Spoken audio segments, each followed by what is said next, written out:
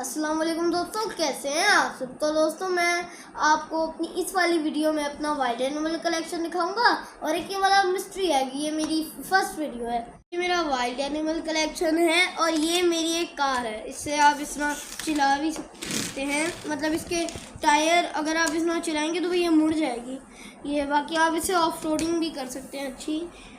तो जैसे हम इसके ऊपर हम किसी भी जानवर को बिठा सकते हैं, छोटा हो या फिर बड़ा। इस तरह हम गिरने वाला पोज भी दे सकते हैं, ये थोड़ा सा मुश्किल से दे सकते हैं।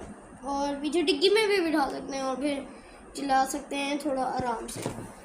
और अब मैं आपको ये मिस्ट्री एग खोल के दिखाऊंगा। तो मुझे भी नहीं पता इसके अंदर क्या है। 3, 2, 1। तो इसके अंदर हमें 2 हेलीकॉप्टर्स मिले हैं, जो आप अगर पाकिस्तान से मिलिट्री सेट लेंगे उसके अंदर से थोड़े बड़े हेलीकॉप्टर लेंगे। उम्मीद करता हूँ आपको मेरी ये वाली वीडियो बहुत पसंद आई होगी। अल्लाह हाफिज़।